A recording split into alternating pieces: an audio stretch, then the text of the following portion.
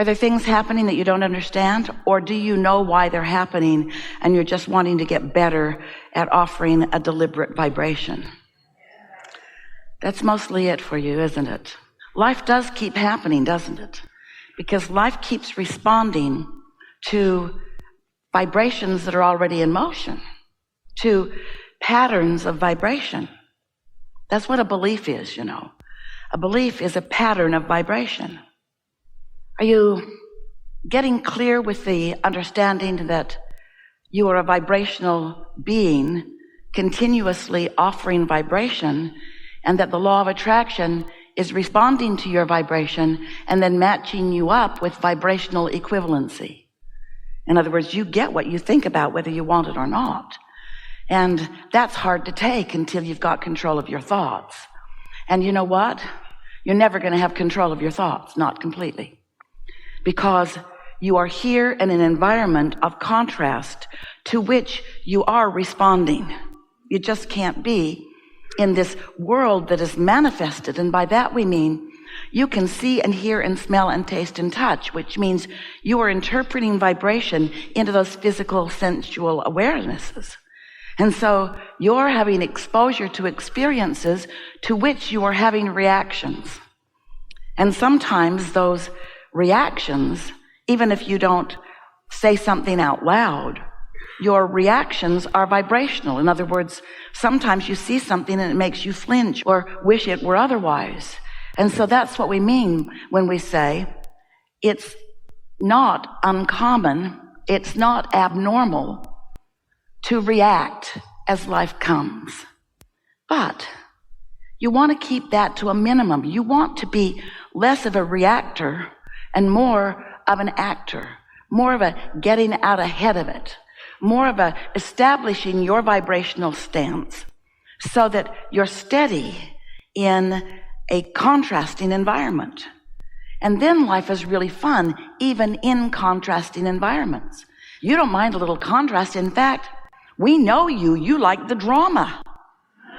You do. You like to be enlivened. You like a good problem to solve. You like questions to which you are seeking answers. It's all part of your evolution. It's all part of the expansion of the universe.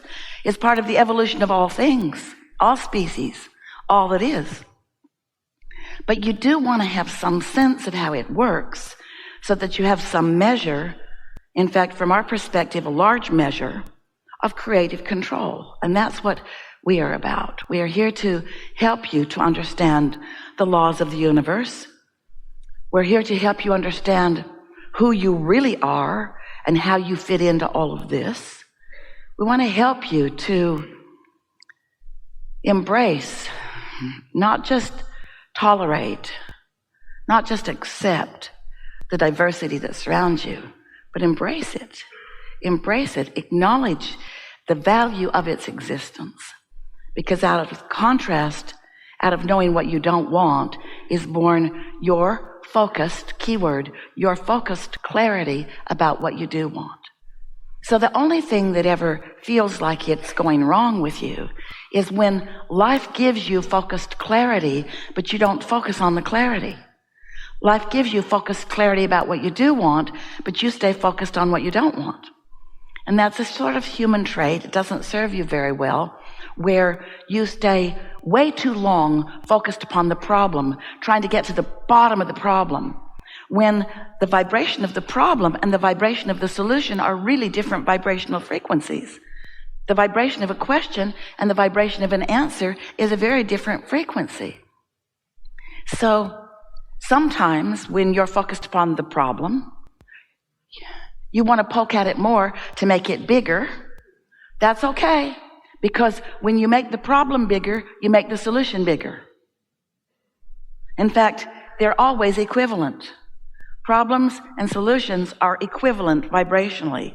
Different vibrations, but equivalent in velocity, so to speak. You see what we're getting at? So if you sort of don't like that, then you sort of prefer this. And it's sort of boring. But if you sort of don't like it and you don't do anything about cleaning it up, it'll get bigger. So You really don't like it, and then you really want something different. Now, there's something you can get your teeth in. Now you can feel the solution. Now, you might say in human terms, oh, that problem's worth me working on. A problem that's just, you're lazy. We love you so much, but we get it. You don't want to make mountains out of molehills. You don't want to exaggerate something, but here's how it works. If something's bothering you, and you don't figure out what you desire, and then through practiced thought, train your vibration or accomplish a belief that matches your desire so that there's no daylight, so to speak, so that there's no vibrational variance between your desire and your belief, then you're always going to have that sort of edgy feeling. When you want something and you yourself are vibrationally opposed to it, it's uncomfortable. Do you have a friend or someone you know, and there's a subject that you both come to often, and so you discuss it fairly frequently, and you have opposing points of view? And with this friend or acquaintance, do you ever state your case, which just causes your friend to state their case, which rarely convinces you, just makes you make your case stronger, which rarely convinces them, just makes them make their case stronger? You got any friends like that? So you just keep getting more and more tense when you're on that subject. You know what we're talking about? Well, we would like you to understand that you're doing that just with you all the time. It's you and you. It's your desires and your beliefs at odds, just like that. I want this, but, you say. And the more you say you want it, often the more you but it.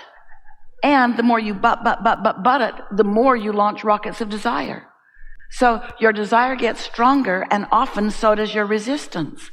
Don't do that. Other than the increased drama, you really like to conquer things. So you make big problems so that you can conquer them, so that you can claim you've conquered them. And we say, it is a form of creation. It's just going about it the hard way, don't you think? We would like to proclaim to you that you've lived enough life, you've reacted to enough experience, that you have managed to create a vibrational reality that, while it has not manifested, it exists and is real and is working for you. It's there for you, and you can sense it and feel it, even though you may not yet be able to see it, hear it, smell it, taste it, and touch it. And because you're human, that's a good thing. Because you're human, you focus mostly on what you can see and hear and smell and taste and touch. So you don't get too excited about sensing something that's in the becoming.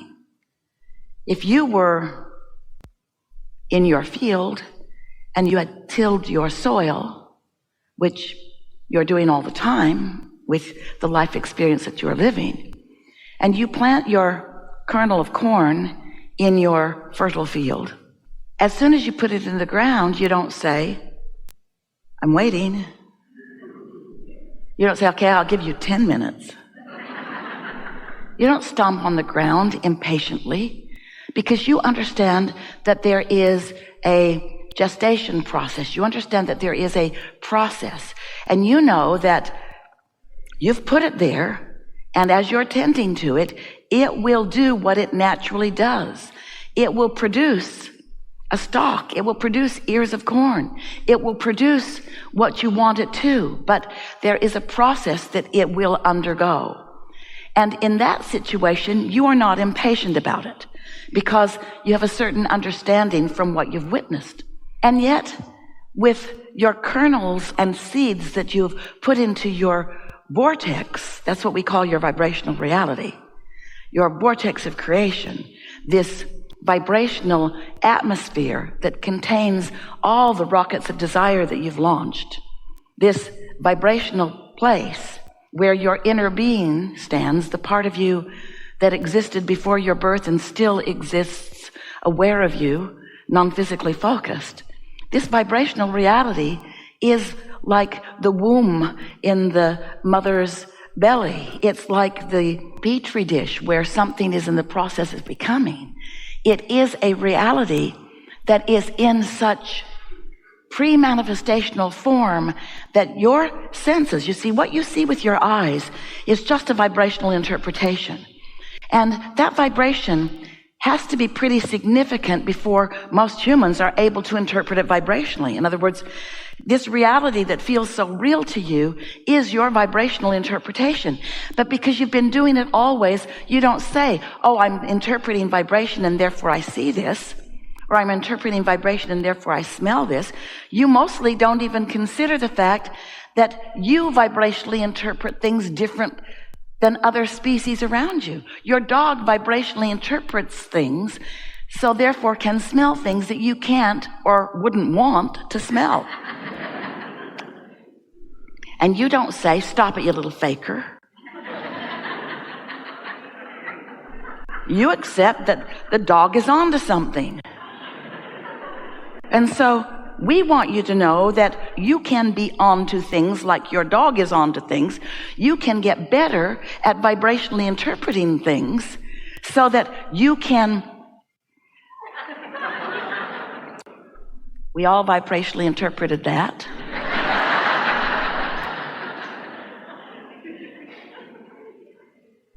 You can get good at vibrationally interpreting things that are in your vortex by using other senses other than your 5 physical senses. You can feel it in your solar plexus. You can understand it with your emotional guidance system. You can know something before you see it. You can sense it before you see it. You can trust it before you see it. You can believe it before you see it. You can believe it by showing yourself, by paying attention to how you feel, and then noticing the manifestational results. There are 2 ways of knowing how you're doing vibrationally. There are 2 ways of knowing what you are vibrationally accomplishing. One is by the way it feels, and the other is by how it manifests. The manifestation we call post-awareness, post-manifestational. It manifested and then you saw it. Good for you. But what about it being a vibrational manifestation and you being like your dog that can sniff things out even before it shows up? That dog knows what's in the bushes before it gets over there and digs it up. The dog knows where the bone is buried, and not just because he left it there. Often because he left it there. But not only. And so we just want you to be more aware of what you've got going on. We want you to know that you were source energy before you came into these bodies, and that source energy part of you still exists non-physically, and that source energy part of you is aware of you here and now and in all moments in time. And that source energy part of you, we call it your inner being. Sometimes you call it God. We call it your inner being, your inner consciousness, your inner awareness. Sometimes you call it your soul. But it's this non-physical, loving source energy part of you who knows, and this is key, who knows where you stand in terms of your creation in relationship or relative to what you've launched vibrationally and what is in the process of becoming. And there is always more wonderful stuff in the process of becoming, because your life is setting it up. When you don't like something, you ask for an improvement, even if you don't use your words. When you're rude, you want to be nicer. When someone else is rude, you want them to be nicer. When you don't have enough of something you need, you ask for it. When you have something you don't want, you ask for the healing or the improvement. You have a vibrational reality of wonderful stuff that is available to you, so much more readily available to you than you mostly allow yourself to let it be, because you want to see it before you believe it, and that's what's hanging you up. You got to sense it, you got to trust it, and that's why we are here, to help you know about the laws of the universe, to appeal to your reasoning powers, to understand that there must be something more than what you see in your physical bodies that this world is about. You're brilliant and you're beautiful, but the whole bunch of you haven't managed to scrape a bunch of Earth together and launch another planet into orbit. There's way more going on than what you are translating with your physical senses, and we want you to get in on that. We want you to feel the whole power of who you are. We want you to be your total being, your total self. We want you to tune yourself to the frequency of who you really are.